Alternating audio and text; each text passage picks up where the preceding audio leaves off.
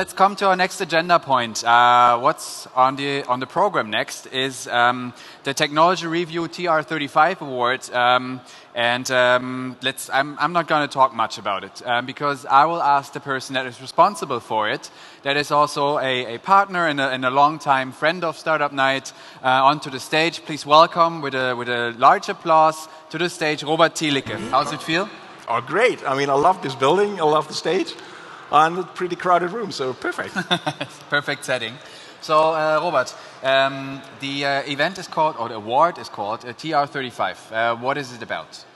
Well, it's about young people actually who try to invent new things, try to impact the future, and we call it Innovators under 35 because we focus on those people who are under 35, and with, of course, the young age, have the ability or the power to invent the world anew, actually. And it goes across all fields. It goes from digital to robotics to medicine, pharmaceuticals, energy, wherever technological field you can think of.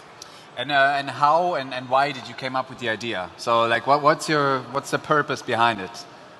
The purpose is, of course, that young people, they're more daring to invent new things, and we want to look at the cross fields of research coming into the market or coming into companies. And so we decided to highlight these people who are driving research into the market and impacting the future. And that's, of course, one major issue in this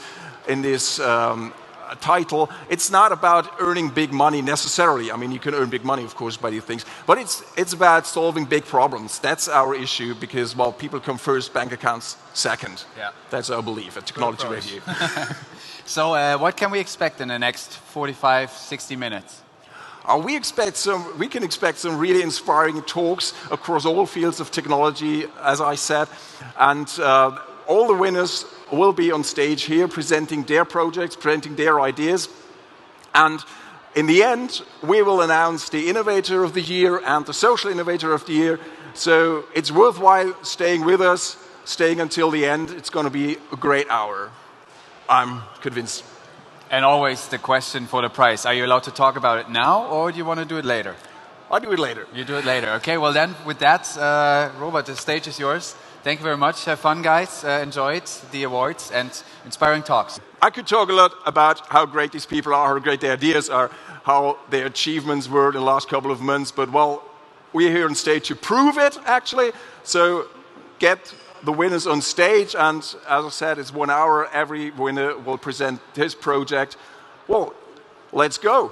Starting with Tim Bulkin. Welcome on stage.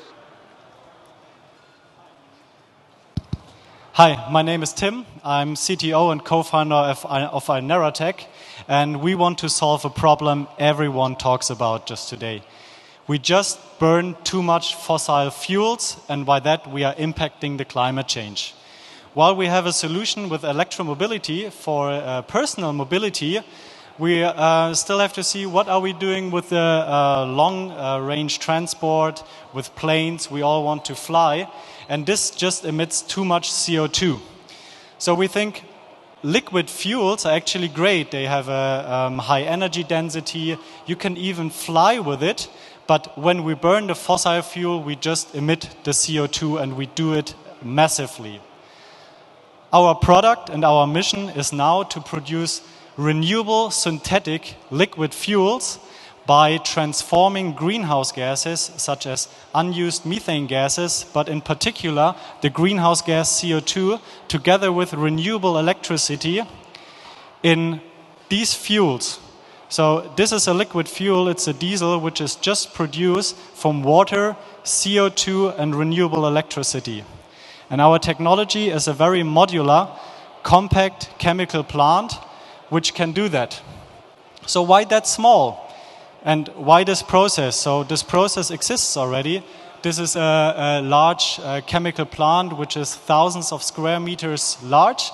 It costs billions, and you cannot really imagine that there's wind parks or solar parks just next to it. So we invented microstructured reactor technology where we could shrink the reactor technology, existing reactor technology, which is usually like tens of meters high and several meters of diameter, we just shrunk it to the size half of this table.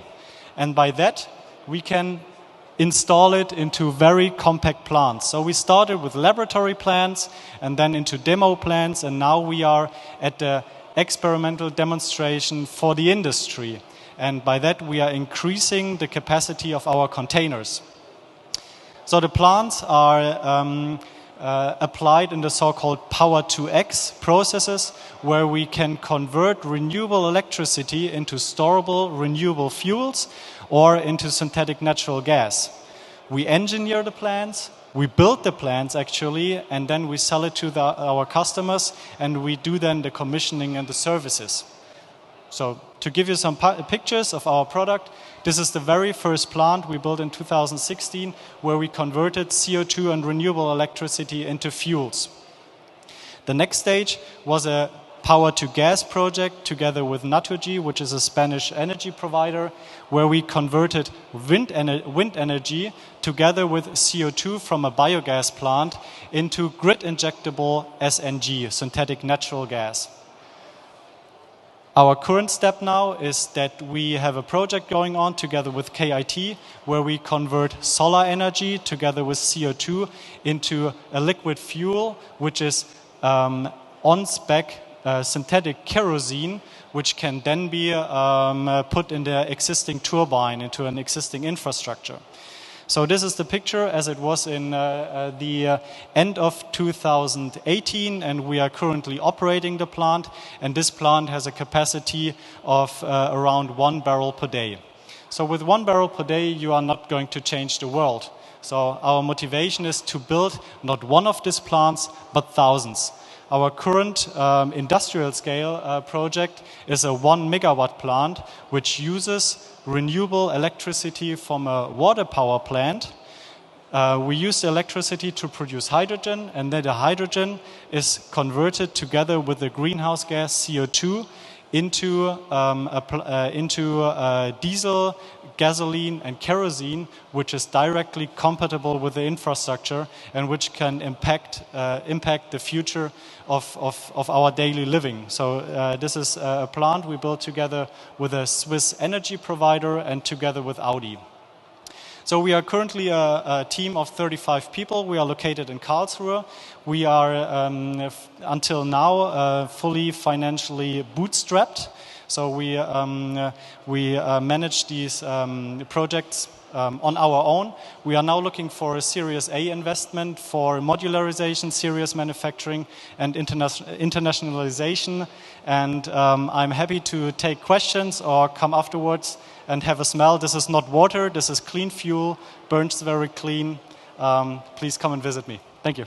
We also have a booth over there. So. Great. Thanks a lot. Yeah, don't drink it. No. Take it better with you, otherwise. Yeah.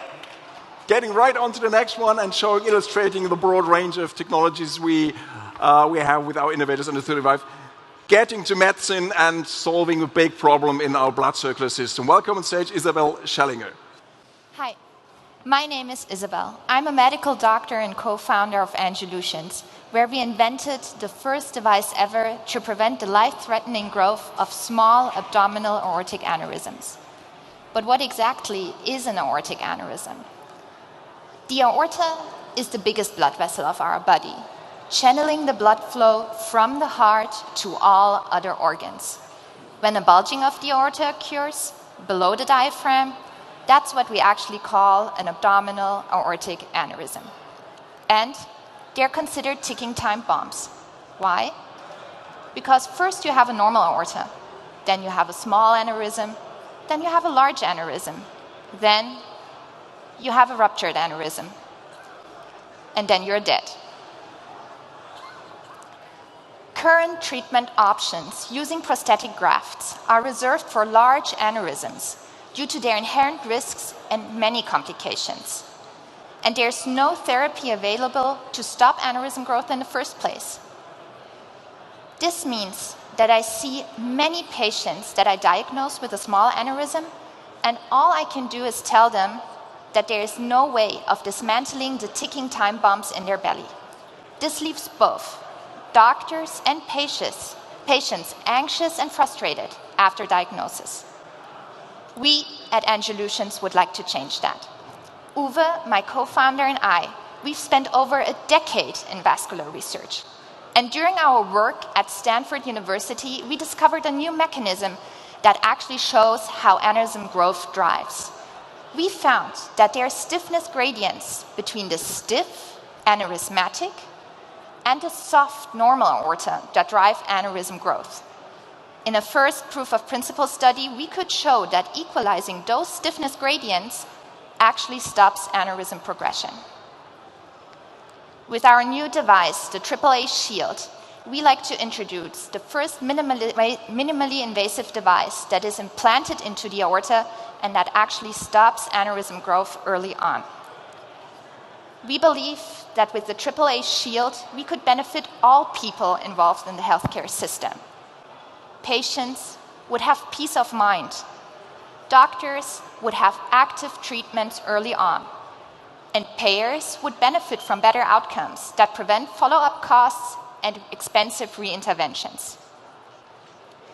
So far, Angelutions has won several medical research awards, gathered grant funding, and filed broad IP. In the next step, we're conducting feasibility studies in a large model of aneurysm disease. We're Angelutions, and we're looking forward to reinventing aneurysm therapy together with you. Thanks a lot. If you have any questions for all the innovators, please come after these presentations right there under the stairs. They will get there, meet there, and you can ask them over there. Coming from rocket science and medicine to real rocket science, getting us into space, Daniel Metzer, welcome on stage. Thank you, Robert. I'm Daniel. I'm a rocket scientist, and I'm here to give you a 5-minute daily doses of actual rocket science. Satellite systems are actually a critical infrastructure and the backbone of our planet Earth. They provide us with data, valuable data. For example, we wouldn't know about global warming if it weren't for satellites that tell us actually the sea level is rising by 1 millimeter. On the other hand, you wouldn't be able to watch TV without satellites that broadcast TV. And what you usually refer to when talking about satellites are these huge, really school bus-sized satellites weighing a few tons that are placed in orbits that are at 36,000 kilometers away from Earth. And the reason is because at that orbit altitude, they go around the Earth 1 revolution per day.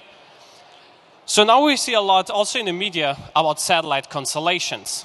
And the difference with the satellite constellations is that you don't have only one satellite, but you have a mesh of hundreds and thousands of satellites around the globe that distribute data across the entire planet. And what we can do now is really to provide global internet, for example, to the entire world. And now think about the impact that you could have on Earth society if you were, for example, to provide an entire continent such as Africa with internet from today to tomorrow. On the other hand, you can also go towards IoT devices, provide them with connectivity, real-time connectivity. Through satellites, we can also now track airplanes, not like every 15 minutes as we did up until a few years ago, but now every 8 seconds. And there's really a lot of different possibilities on how we can use space systems. Here again on the left side, you see one of the picture of a geostationary satellite, these huge big birds. And on the right-hand side, you see a fully operational small satellites from OneWeb that will provide internet to humanity as soon as late next year. And one of the good things with flying only at 500-kilometer orbits is also that you have low latency. So you can really have 5G over satellites directly. Now, the rockets we still have today are built for these huge satellites on the left-hand side. But what we really need for the thousands and hundreds of satellites on the right-hand side are small rockets, flexible rockets, and also low-cost rockets that can place specific satellites to a specific place in orbit at a specific time. And this is exactly what we're building with ESA Aerospace out of Munich. We're developing Europe's most powerful, small and private launch vehicle with payload capacities of up to 1,000 kilograms to place exactly these Constellation satellites into Earth orbit. We're targeting an end price to be roughly 5 times cheaper than current solutions, which usually for small satellites share their right to orbit as piggyback on next to larger satellites. And we've also made it possible, thanks to additive manufacturing and groundbreaking research at Technical University of Munich, to implement light hydrocarbons, which reduce carbon emissions by roughly 40% on our flight to orbit. The satellite industry and the entire space industry is not some exploration industry, as one might think, but it's really a $350 billion industry every year, and especially the launch sector of these satellite constellations is expected to grow at roughly 15% over the next decades. And in that area, we're providing private space access, low-cost space access, and also flexible space access to these satellite constellations to bring humanity forward. Thanks a lot. Perfect. Great. Many thanks.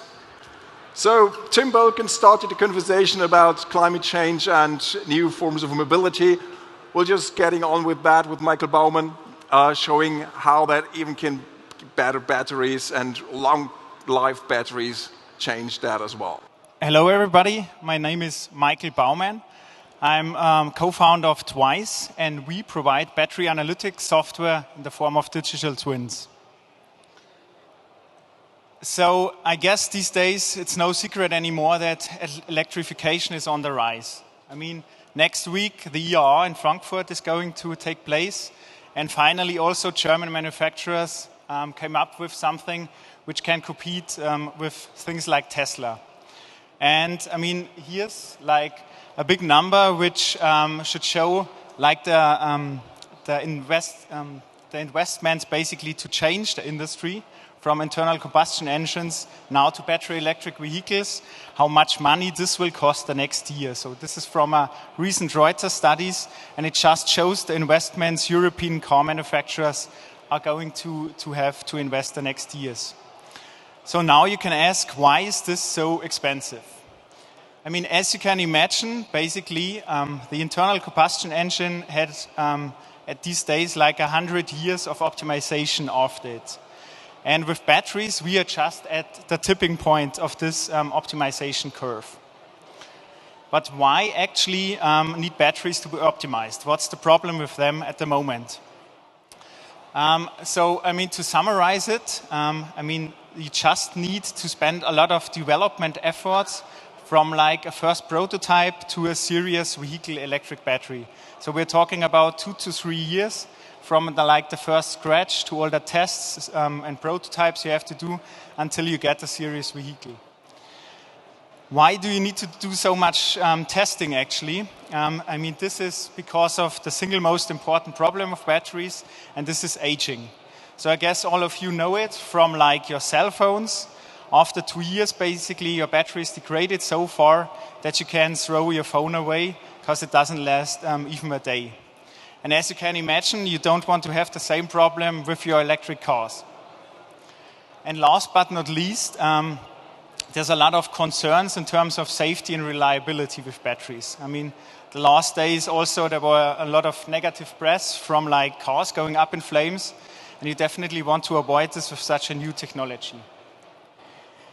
So how do we as Twice solve all these problems? So what we came up with, basically my co-founder and I, during our PhD at the Technical University of Munich, is what we call a digital twin of a battery system. So what that means is that you basically model the physical battery of the car and then deploy this model in the cloud. And you continuously feed it with the data from the actual application, which offers you then the capability that you always know how your battery performs, how it ages, and how it's going to behave in the future. And based on that, you can then basically satisfy different use cases all along the life cycle of batteries. But we're doing this not only all along the life cycle of batteries, so starting with like development, then operations, after sales, and perhaps a second life, but also in all different kind of industries. So at the moment we have projects starting from small things like electric battery-powered chainsaws, then up to scooters, of course, automotive, cars, but also electric buses and trucks, and even stationary energy storage systems, so meaning basically ship containers full of batteries. And we're not only providing this for like the manufacturers and operators of these systems, but we're also working together with insurance institutes which want to insure these huge assets, and like certification institutes, which is very important, once you want to sell your used electric car. Here's one example how this may look like. I guess it sounds very complicated. The interaction basically is very simple. You get a front end where you can see basically how, for instance, your electric prototype bus is performing in the field. And with that, you can reduce basically the amount of prototypes and the amount of time you need to spend on the road. Yeah, to summarize, who are we? Where are we from? We're from Munich. We have, of course, strong focus on battery. So far, we're around about, this is already outdated, around about 40 people, and venture capital financed by Unternehmertum VC, Speed Invest, and Cherry. So yeah, that brings me to my end, and I'm happy to have some ongoing discussions later on. Thanks. Yeah, great. What I love about these startup stories is that the presentation is always outdated because people grow and grow, and well, next week it will be 50, and next week it will be 60 again. Yeah, I have one surprising guest. Originally, now Maria Sievert would give the presentation, but she's in Austin, Texas to drive her business forward. So Clément Cassette will manage this. I'm pretty sure it does it very well, and tell us how to solve a big problem in medical diagnostics. Welcome on stage. I would like to introduce you to Linda. Linda is 38, mother of two amazing little girls. She's creative, she's dynamic, someone really energizing. But there's something I have to share about Linda, is that she has been diagnosed with an aggressive type of breast cancer, and she went through a double mastectomy. The drama in this true story is not about the pain Linda has endured, or it's not also about the fear her two little girls went through when they found out about the diagnostic. No. The real drama of this story came about 48 hours after the operation, when the doctor told Linda that actually in the pathology lab, her tissue samples were mixed up with the one from another patient. Actually, Linda never had cancer. She has been mutilated in vain for nothing. I'm Clément Cassette. I'm the head of customer success at Inveox. I'm here to tell you how Inveox wants to create the lab of the future and change the people's life and patients' life for the better. When you look at pathology labs, they have been created around 100 years ago, and they haven't changed much. They have been through only one major revolution, which was the fact that women were allowed now to work there. Before, it was only strictly reserved for men. But in terms of processes, it hasn't changed much. It means that they rely heavily on manual labor, which includes a lot of repetitive tasks and exposure for the workers to cancer-causing chemicals. These constraints, of course, generate some mistakes, some procedural mistakes, such as Linda has experienced. As well, long duration, because it's manual, so long duration to process, and, of course, exposure to disease for the workers, with all the financial consequences they may imply. To solve these issues, Inveox designed a set of solutions to automate processes and increase speed, safety, efficiency, and leverage new technologies. So I would like to introduce you to our three solutions. First one is a web platform, which provides secured and faster data transmission between the labs and the doctors. Secondly, an intelligent container which locates its position within the lab workflow. And last but not least, a machine that identifies the container and process it efficiently. Once our solution is implemented, we have observed a drastic decrease of mistakes during within the labs. Of course, a faster delivery end-to-end, and a safer environment for the workers. Up to now, patient data is being transmitted between the doctors and the labs through pieces of paper. So Inveox pushed one step further by digitalizing lab orders, in which then you can see some patient data provided to the labs, and of course, the ability to pinpoint the precise localization of where the sample was taken from. And the best thing to leverage technologies is about the opportunity. The opportunity to get to know more about cancer tissues, find new patterns, and then use AI to support diagnostics. This way, we improve lives, period. And I think this picture is the best conclusion we could have, or the best reason why we should keep on working forward. So, if you find a bit of yourself in the story of Linda and the many others who have lived through the consequences of procedural mistake, if you feel the need in you to help to improve lives, stay tuned and join the movement. It started in Germany, but Inveox can really change the world. So we're looking for partners, we're looking for talents. If you want to introduce yourself, please just come to see me later on this evening. And strictly to make your life much more comfortable, I will stay the whole night next to the buffet. It's the best place. Thank you. Great. Thanks. Yeah, great example of automation saving lives, actually. Thanks a lot for sharing this. We're staying at automation. Everybody's talking about robotics made easy. Andreas Bielmeier really made it easy, and he's showing us how that works. Welcome on stage. If you look around in this beautifully decorated room, mostly everything is made by humans. So, apart from the other humans in here. So I will talk a little bit about production technology. So if one thing is for certain regarding production technologies, they are ever-changing. Starting at the literal hand axe many million years ago, until relatively recently, this was the only power source available until steam engines became available in the 18th century. Later on, the electrical motors improved industrial production significantly by allowing more decentralized and more flexible production. Coming to the previous century, one major introduction into the world of automation were industrial robots, starting in the 60s for industrial automation of car manufacturing largely. More than 40 years later, the next major innovation happened in industrial automation, bringing collaborative robots, or cobots for short, into the market that work more closely together with humans.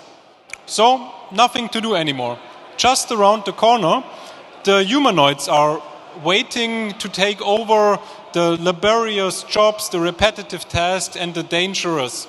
But unfortunately, I have to disappoint you with this regards. That's far out if it happens at all.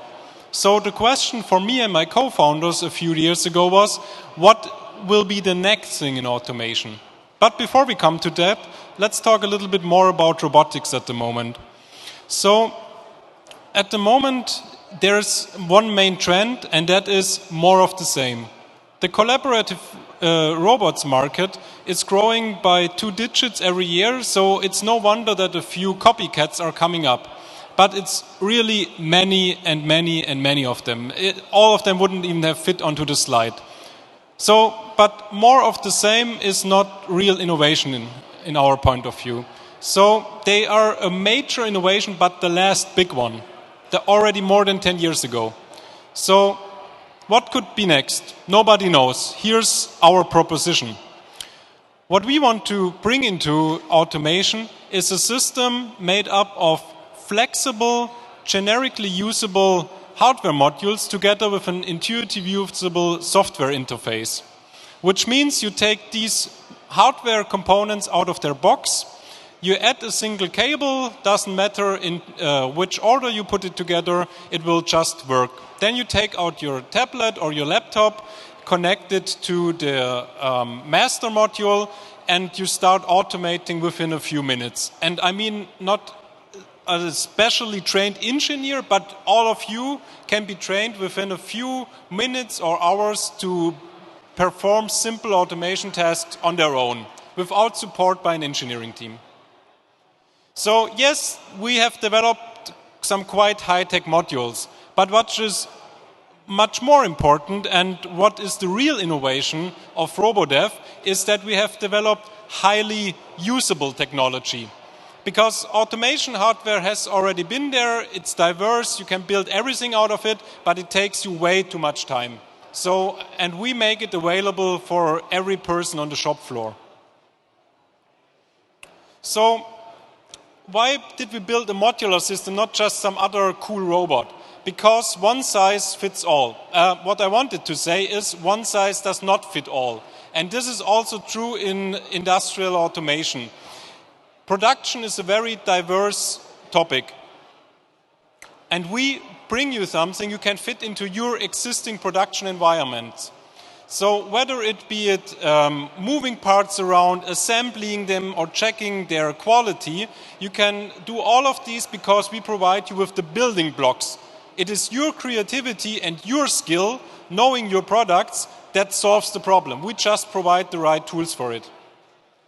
If you want to know more details about the system and the technology behind it, just come over to our booth located right next to the stage, and I'll be happy to discuss any details. Before we finish, just one more thing. So the beautifully growing figures here on the left side are the two-digit growth that is expected for each of the following subjects. So if this sounds for the investors in here like a good investment opportunity, then please come by and talk to me. Thank you very much. Yeah, of course. No money, very seldom innovation. Yeah, we've been 40 minutes through the program and we haven't talked at all about 3D printing. I think we should change that right now with Miriam Hess coming on stage and having found a really important solution to this fascinating technology. Yes, thank you for the introduction. I'm Miriam, CEO and co-founder of Comobis. With Comobis, we enable 3D printing of medical applications right at the point of care. Just imagine, after a serious accident, having cancer or with chronic diseases like a severe backache, you're brought into hospital. I'm sure every one of you wants an immediate treatment which is adapted to your own anatomics as well as the tissue defect you actually have. At the moment, the doctors still have to use mostly standardized products, or they have to use really expensive individualized products, and they have to cope with long supply chains and have to wait to get this individualized products. With Comobis, we want to change this, and we provide a 3D printer which is designed and developed just for this case. On the one hand side, we combine a unique temperature management, which enables us to process high-performance plastics with high mechanical quality. And on the other side, we combine this technology with medical requirements, medical production requirements. This is, on the one hand side, process documentation. It is the materials we use in the printer. it is the whole environment inside the printer. We integrate a clean room environment into the build chamber. And last not least, we focus on a compact system. It's a standalone system which can be installed at almost any site where we have power and compressed air. So on this slide, I wanted to give you a brief insight into our technology, one example of what differs us from what differs our technology from others. We are printing high-performance plastics, and to get this high mechanical quality, we integrated a laminar heated airflow. We use this airflow to keep the printed part above glass transition temperature so that we get this high mechanical quality. And we use this airflow as well to integrate a clean room environment into the build chamber. So we have filters, and we can reduce the particles and have a sterile environment in there. Furthermore, as we have a compact system, as I told you, it's a standalone system, it is also capable for decentralized production and even point-of-care use, or in future also on-site printing. So this is an example of a digital workflow, a workflow where we say our system makes sense and what our system is made for. First of all, you always have an imaging, a CT scan. You use this anyway for surgery planning. Then we need the segmentation, the data for an automated product design. This is rechecked with a doctor then, sent to the printer, and then a few hours later the product can be used in the surgery. So to come back to our examples from the beginning, we can, for example, produce cranial implants, individualized cranial implants.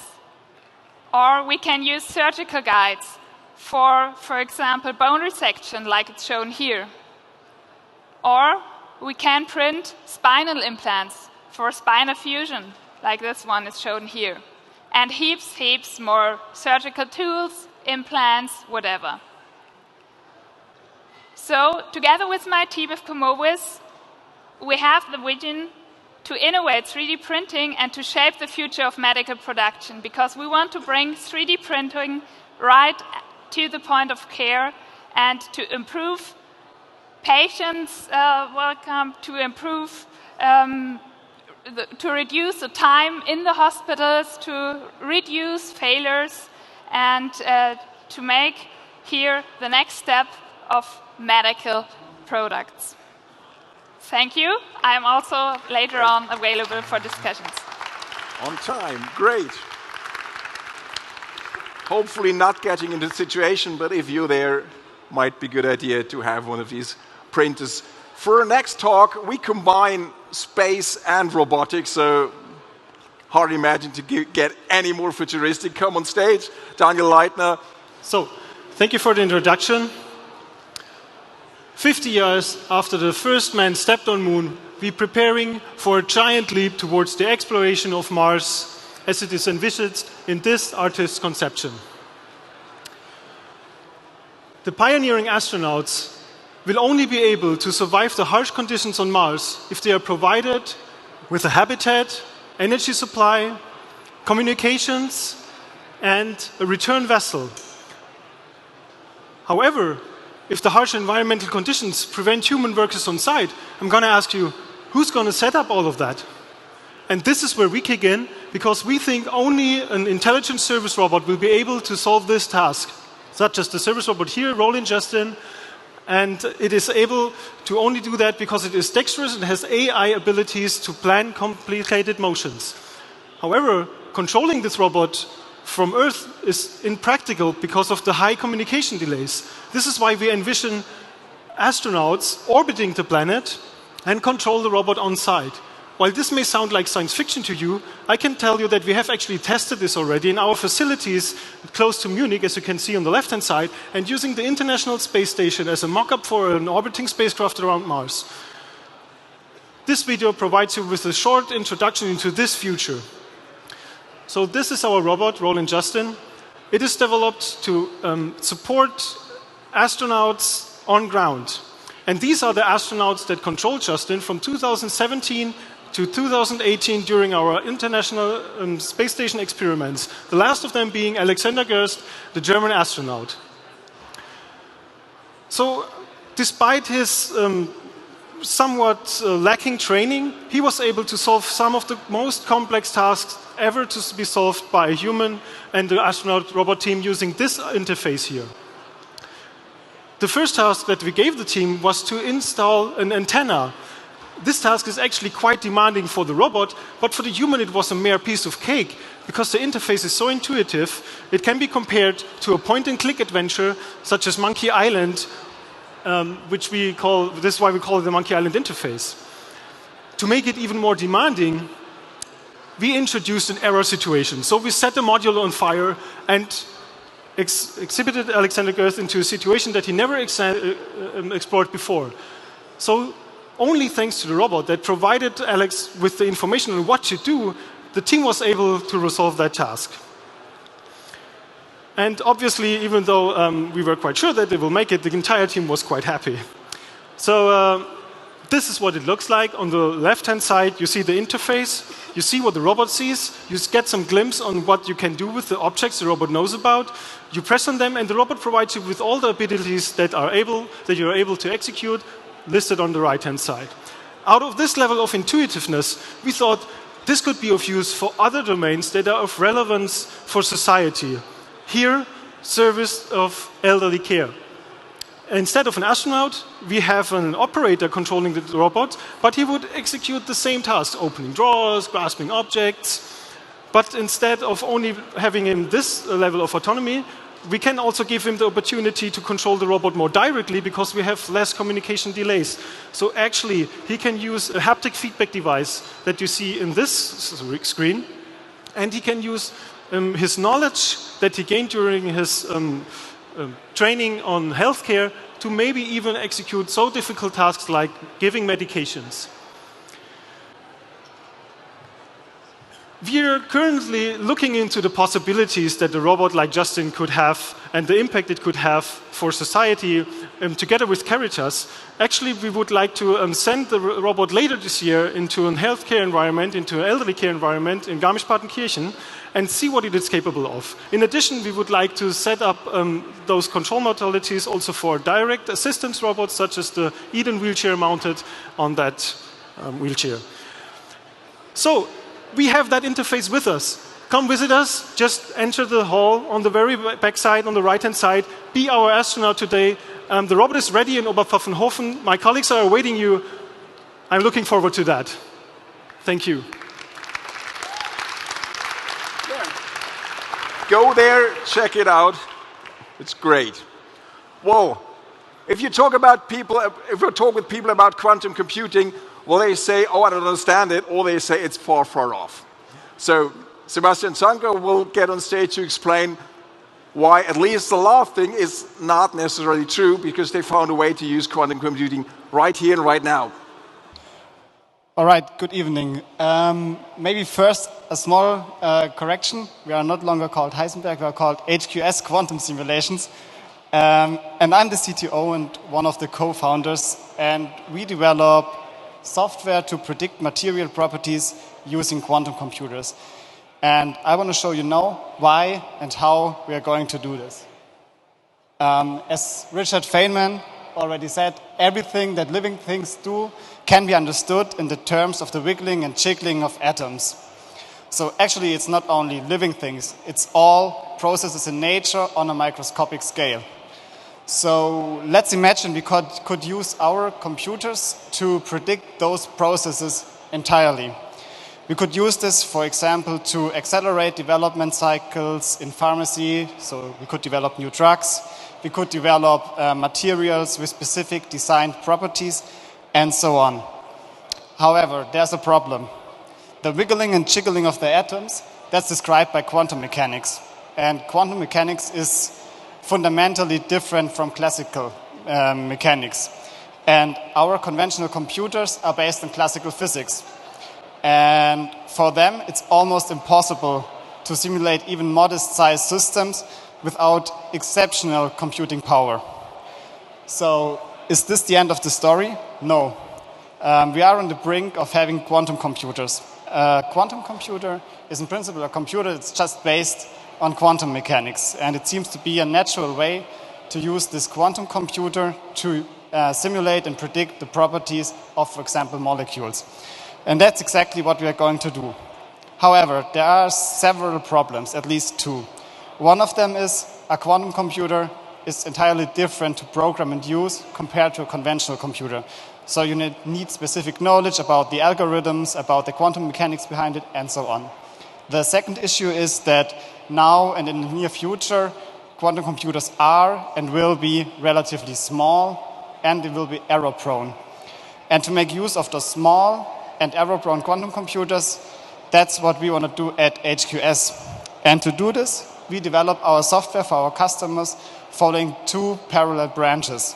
One branch is developing a conventional software that can be used on just your classical computer at home. This software is designed that it can already simulate the molecules up to a certain size as is feasible. At the same time, we develop our quantum algorithms with a specific focus on error handling, error mitigation, and usage of small quantum computers. And bringing together those two components, we can provide our customers with usage of the quantum computer way earlier than it would be possible if they had to wait for the full universal quantum computer that might be around in the next 10 years or not. So we have already conducted several projects with customers like BASF, Bosch, Merck, or Trumpf. And topics we can deal with our software are things like molecules, material science like superconductors, magnets, and so on. We can also look into OLEDs, but also chemicals and processes. And who are we? We are a KIT spin-off started by 4 physicists, but since we are now looking into those different areas, we are now a team of experts in chemistry, physics, and quantum algorithms. And we are confident that we can, with this team, solve the problems that the quantum computer currently has. So, if you want to discuss quantum computing, feel free to join us at our booth, and that's it. Thank you. Yeah, feel free to discuss quantum computing with him. Our last innovator under 35, welcome on stage Thomas Bachem, who's, I think, the youngest founder of a university for a long, long time. Is that right? I don't know. I hope so. Yeah.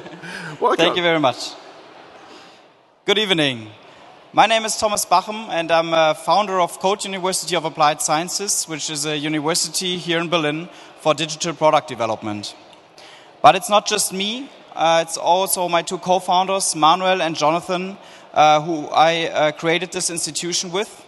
And we started actually sitting together at the end of 2015, and based on my own experience as being a very young software developer back then when I started doing programming, we saw this need that there's too much theoretical focus on, for example, computer science studies when we think about how to create meaningful products and software these days. But there's basically no institution out there who actually teaches people how to create software that is usable by humans, that solves actual problems, and that's a different approach, that has a different approach to teaching.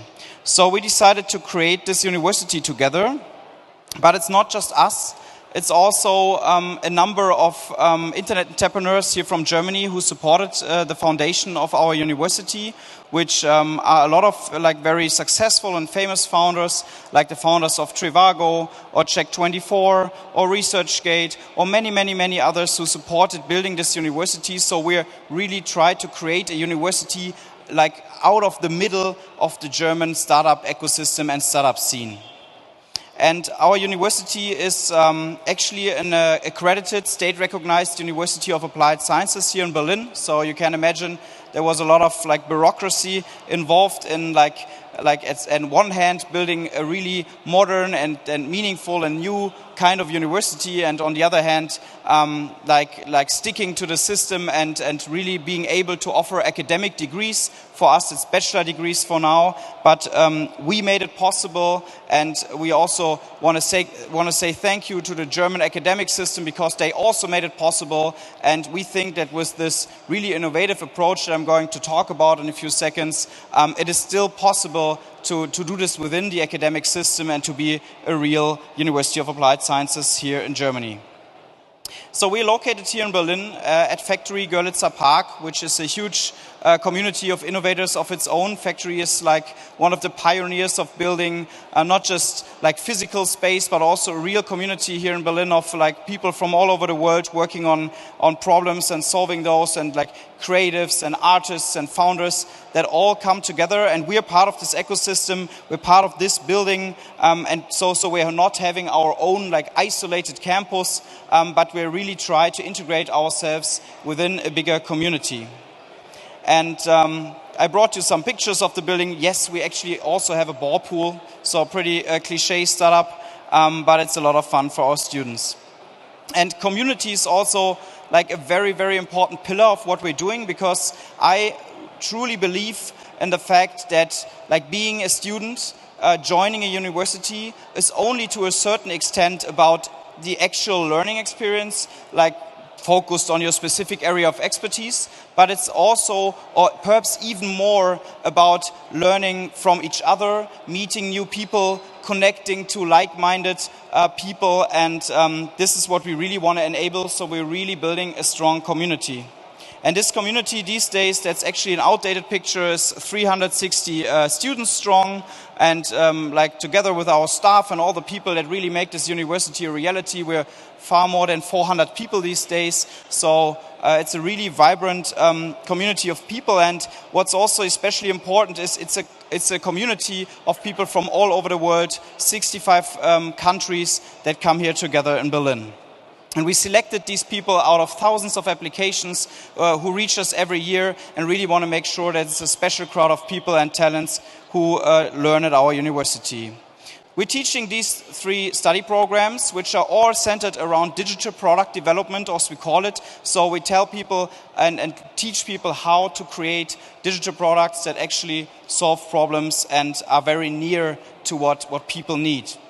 And we do this not in a traditional approach, but in a like so-called curiosity-driven teaching approach. So our students always work on projects in a very interdisciplinary manner, coming together and working on something that's actually like interesting them, and learning all the theoretic stuff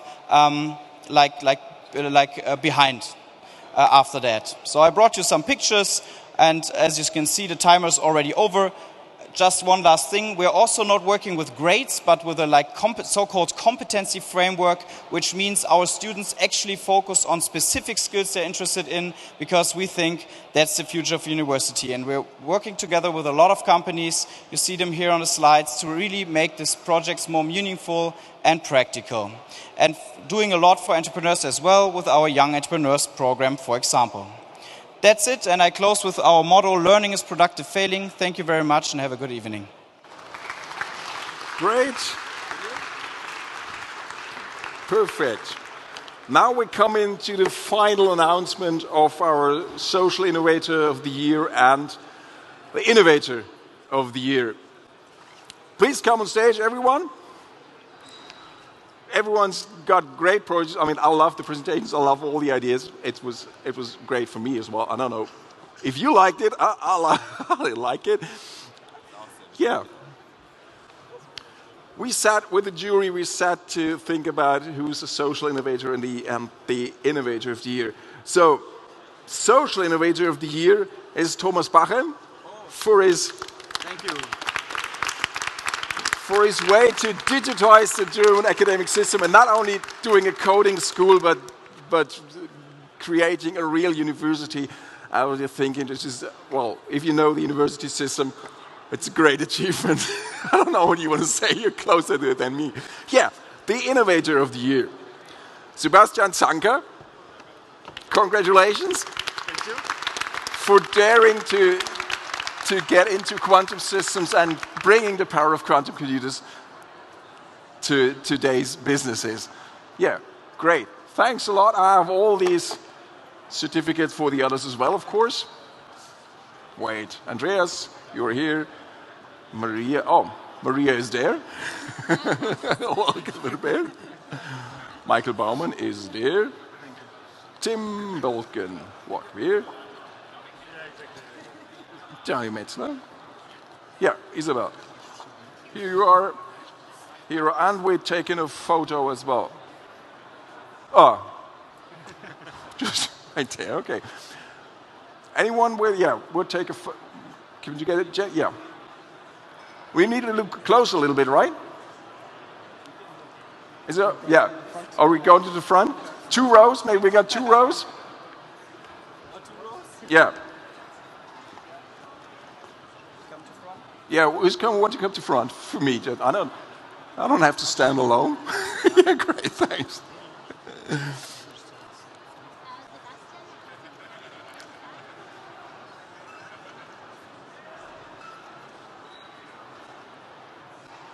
Okay. Perfect. Thanks a lot. Thanks for your audience. I hope you liked it.